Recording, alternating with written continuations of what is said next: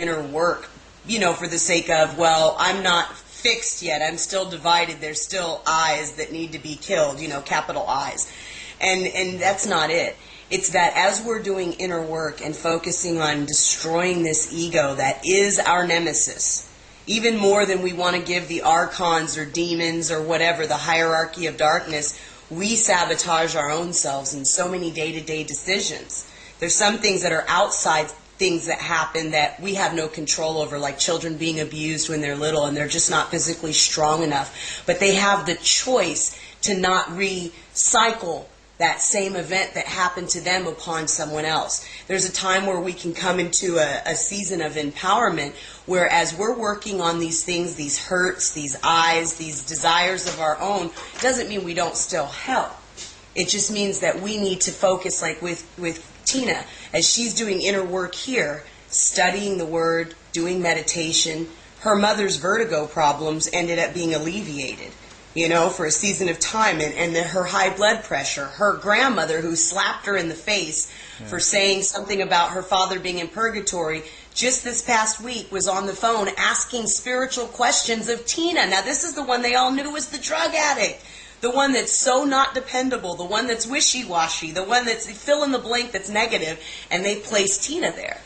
The one that's over-emotional, the drama, this, that, and the other. And this girl is now being asked spiritual advice, not only by her grandmother, by her mother, my aunt, and by her sister. Her older sister, my cousin Amanda, 3 hours? 4 hours. Almost 4 hours on the phone. Yeah. Amazing things happen. So while Tina's not trying to save her family now and leaving that up, that's Jesus's job. That's Messiah work, Holy Spirit work, Father work. She's working on going in the kingdom that's inside of her, and now all of her prayers to God about, oh, help my family, are happening without her human effort. They call her. Huh. Wow. Go ahead, you tell. No, I mean that's it in a nutshell. I mean it's blown her away. It really has, because truly in my family's eyes and up until this very point, I've been the failure. I've been the black sheep. I've been the one who went off the deep end and was never going to get saved. I was the one who was in a psych ward. I was the one who did this, that, and the other, and who would never be anything in anyone's eyes. No one ever came to me for anything at all, let alone spiritual advice. And like she said, I mean, I prayed for my family when I first got set free because I knew there was so much turmoil within my family, and how was that going to be healed?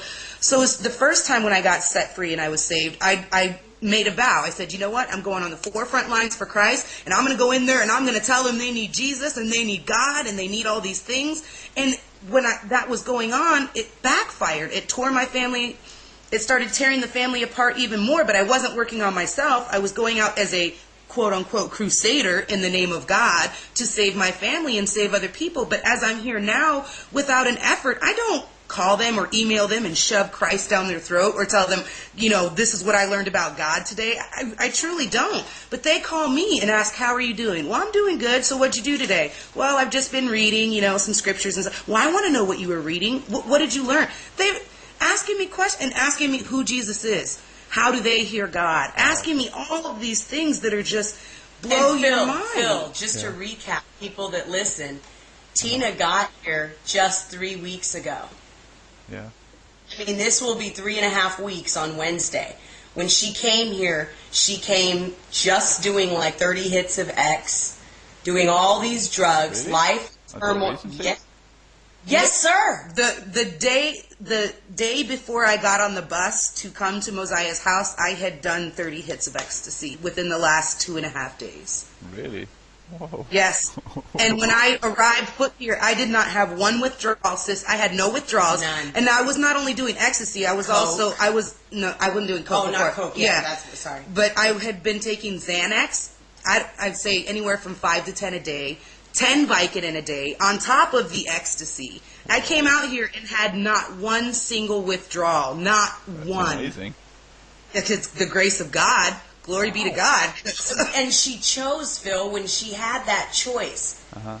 I have my finger over the enter button. Remember, I told you, I'm like, this is a non-refundable ticket. If you come out here, you better get on the bus. She's like, no, hit enter. I'm coming. I choose Jesus. Wow. And when she came, the blessing was, she was a wreck when she got on that bus. No A lot kidding. of things happened. I mean, her ex-significant other that's of the same gender had just been taken to jail the night before and could have possibly been released. She had to grab 2 bags and get out of there. I mean, my aunt sent a gun, an officer with a gun, a DEA agent, fully loaded, to go get some of her other personal effects out of the mailbox. I mean, it was huge, her coming down here. And then God was so gracious that she did not experience withdrawals. She didn't have headaches, stomach aches, none of that. That's a No miracle. shakes. I mean, Not, that's not only that, he cured me. I was fighting bulimia for the last 8 months before I came out here. Yeah. I am no longer bulimic. I can't remember the last time that I had an issue When with we were at food. the- I got yeah. healed at the Passion for For Jesus Jesus. conference. amazing. And Wow. bulimia is something that's very serious, and it's Yeah. not something that you get over. I mean, people get institutionalized and put in places to where they have to be, monitored. Yeah, and I know. People even die from it probably. It's horrible. It's like anorexia.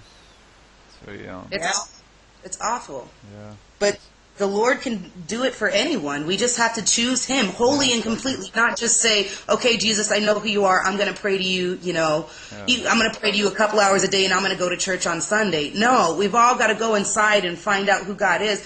And in everything that we do, It's for the people who still don't understand it. How do you do that? I mean, what's the crucial thing in which you acquire a personal relationship with God? I mean, how do you? If praying, how do you pray to God in such a way that He really becomes your friend? The most benevolent, the most pure, most healing way possible, and protective. the only thing that I can say is that when you go to pray to God, make sure that you're humble and make sure that you're going to Him with everything. For when you come before the Lord and you're broken and you just say, this is me, this is who I am, I know I'm broken, I know these things aren't right, all I want to seek is you, I want to know you, and He will show Himself to you. There's no specific prayer that you can say that is going to keep you closer to God. There's no way, granted, our physical posture does have something to do with how we're praising and worshiping Him, but just because somebody's praying on their knees and somebody's standing up praying, it's what's in your heart. But God can read our heart, and if He knows you, He knows your heart is true and what you're truly seeking, He'll give you what you want. You just have to continue to ever seek Him and pray to Him in your own way. And honestly, I'm still working on learning how to pray out loud. I pray to myself quite often, but it's hard for me to pray in front of other people. But even to myself, I'll be sometimes in my head and I'm like, God, I'm over here, jumbling over my words, because I do it in prayer too, because I get so excited or there's something so emotionally involved that I'll jumble over myself. And I think, God, you must think I'm an idiot. And He says, shh, no. Your words are beautiful to me. All of our words and our feelings towards Him are, of course. But Yes. how did you hear His voice in your head? No, within myself. And that's what I'm saying. You can hear God. God will speak to you within yourself. And this is how which sometimes you can think it's your conscious, which is the Holy Spirit, who is your guidance telling you what's right and wrong. Yeah. But there's other times where He will actually, and it's not yourself. It sounds like yourself, your conscious. That's the crucial thing. Because I might be mistaken, but I have always the impression that the inner voice in me is just me. But it might be, I said it earlier, that it might be a divine aspect of me that's talking. I don't know.